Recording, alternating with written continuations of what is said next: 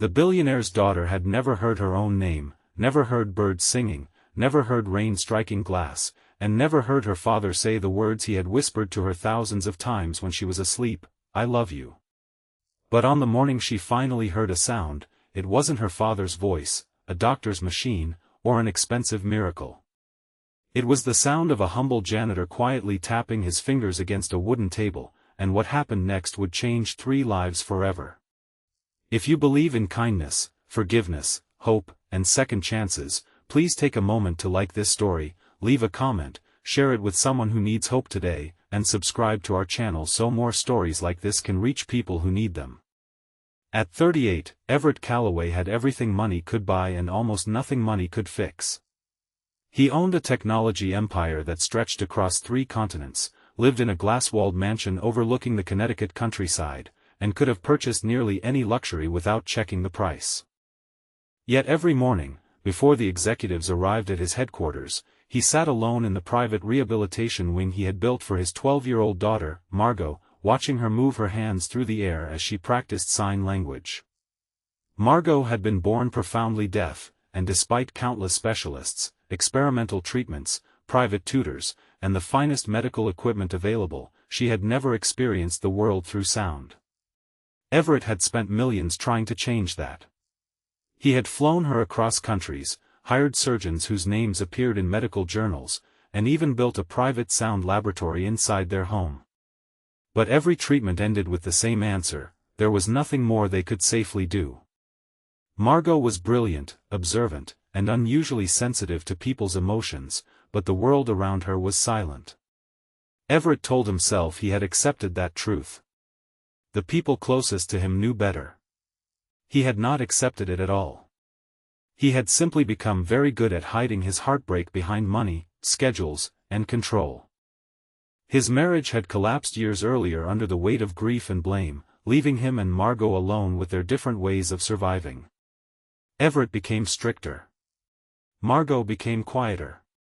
Their relationship was loving but strained, because every time Everett looked at his daughter, he saw the one problem his fortune could not solve. Margot, meanwhile, had begun to believe that her father loved fixing things more than he loved simply being with her. That morning, the headquarters was unusually crowded because Everett was preparing for an important board meeting. Margot had been brought to the executive building for an appointment with a pediatric audiologist who was visiting from Boston. While waiting, she wandered into a quiet hallway near the employee cafeteria. There, sitting on the floor beside a cart of cleaning supplies, was a man named Callum Reed. He was 41, a single father, and worked as a janitor at the building through a contracted facilities company. His uniform was faded at the elbows, his boots were scuffed, and his lunch consisted of a sandwich wrapped in wax paper. He had been awake since dawn because he had to drop his 8-year-old son, Theo, at school before catching 2 buses to work. Callum had once been a highly trained emergency medical technician, but after his wife died unexpectedly from an illness, he had left the demanding schedule behind because he needed to be present for his son. Cleaning offices did not carry prestige, but it carried something he valued more: predictable hours and a paycheck. Margot stopped when she saw Callum tapping his fingers against a wooden table. She watched carefully. Tap. Tap tap. Pause. Tap. Tap tap. It was not random. Callum was practicing a rhythm his son had invented for them. Theo had recently started learning basic percussion at school, and because Callum had no money for a drum set, they had turned an old kitchen table into an instrument. The rhythm had become their little morning ritual. Callum noticed Margot watching and smiled. He did not immediately speak. Instead, he slowly tapped the pattern again, then pointed gently toward her, inviting her to try. Margot hesitated. Then she placed her fingertips on the table. Callum tapped once. Margot tapped once. He tapped twice. She tapped twice. For the first time that morning, Margot's face lit up. Callum realized she was deaf when she pointed toward her ears and shook her head.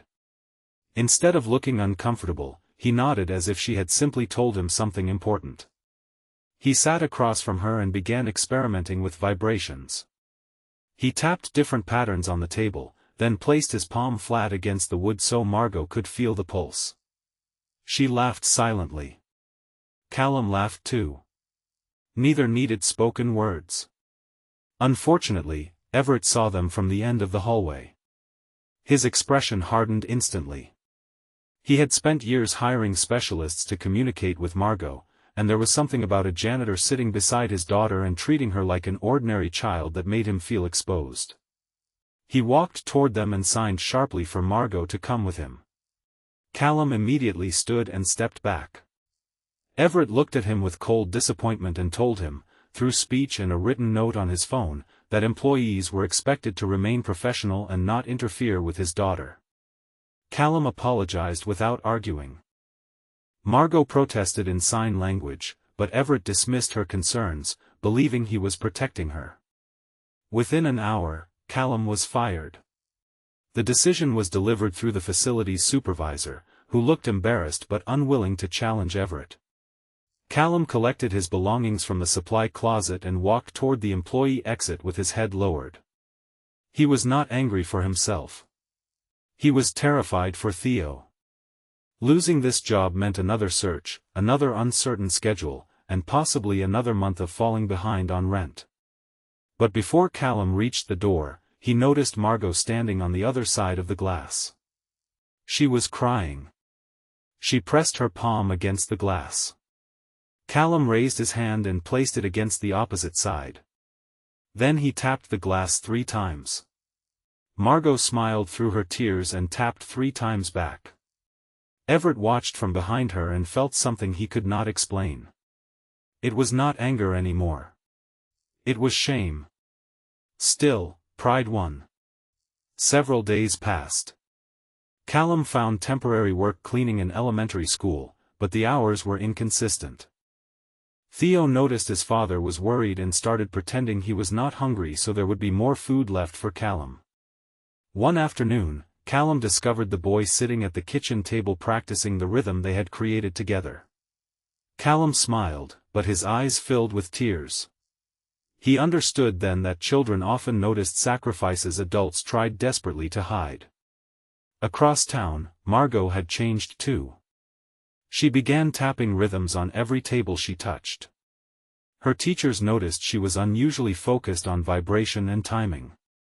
One specialist suggested something unexpected: Margot might have an extraordinary sensitivity to tactile patterns. She could not hear sound, but she could perceive vibrations with remarkable precision. It was not a cure. It was not the miracle Everett had spent years chasing.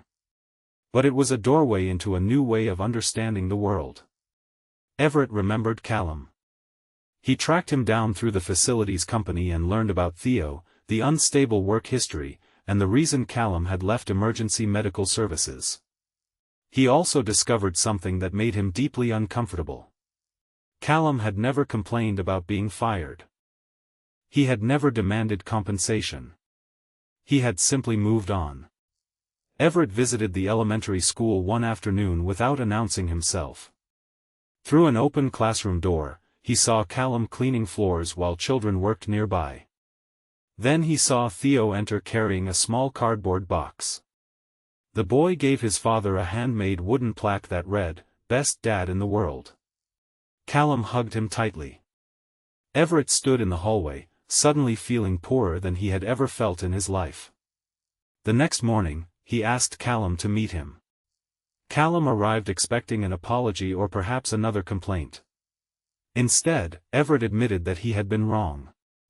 He said he had mistaken control for protection and money for love. He apologized for firing him and offered him his old position back, but Callum surprised him by declining. He said he did not want to return simply because Everett felt guilty. He wanted to know whether Everett genuinely understood why Margot had connected with him. Everett struggled to answer.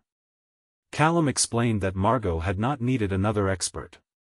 She had needed someone willing to enter her world instead of constantly demanding that she enter his. Those words stayed with Everett. That afternoon, Everett did something he had not done in years. He sat beside Margot without a therapist, without a doctor, without an agenda. He placed his hands on the table and waited. Margot looked at him suspiciously. Everett tapped once. She stared. He tapped twice. Margot smiled. She tapped once. Then twice. Everett began crying. Margot reached across the table and touched his hand. For the first time, Everett understood that his daughter had never been waiting for him to make her hear. She had been waiting for him to listen. Over the following months, everything changed. Everett hired Callum not as a janitor but as a community accessibility coordinator, giving him the resources to develop tactile communication programs for deaf and hard-of-hearing children. Callum accepted only after making Everett promise that the program would be offered to families who could never afford private specialists. Everett agreed. Margot became the heart of the project. She helped design vibration-based learning tools that allowed children to experience music through patterns, touch, and movement. Theo helped too, bringing the playful rhythm that had started the entire journey. Soon, schools across the region began using the program. Then came the moment nobody expected. During a public demonstration at one of Everett's community centers, Margot stood on a small platform surrounded by children, parents, teachers, and reporters. She placed her hand on a special wooden surface connected to a vibration system. A musician began playing a piece of music on the other side of the room. Margot could not hear it. But she felt it. Her fingers moved gently across the surface, following the rhythm. Then she smiled. Everett stood at the edge of the crowd, tears streaming down his face. Callum stood beside him, holding Theo's shoulder. Suddenly Margot turned toward her father. She signed something. Everett understood. She was telling him that she loved him. He crossed the room and hugged her.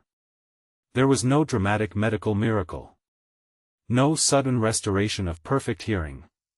No magical cure that erased years of struggle. There was something better. There was understanding.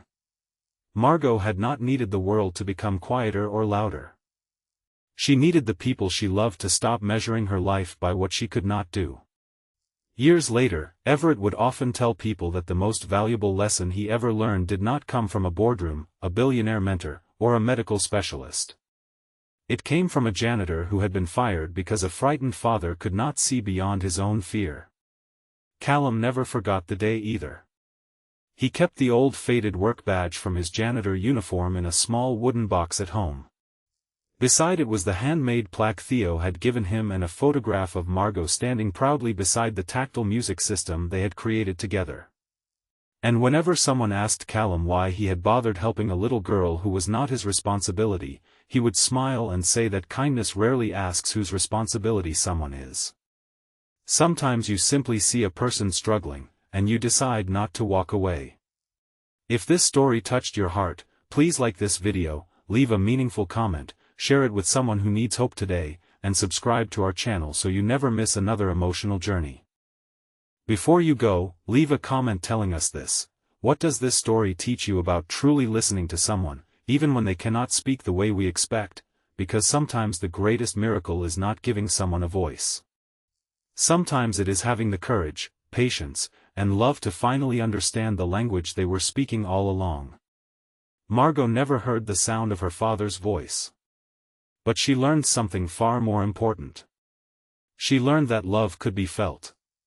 In a hand resting gently over hers. In fingers tapping a rhythm against a wooden table. In a father finally letting go of his need to fix her. And in one ordinary single dad who had been treated as invisible, yet somehow became the person who taught a billionaire what wealth could never buy. The world around Margot remained silent. But her life was no longer empty of sound. Because now, wherever she went, she carried the rhythm of kindness with her.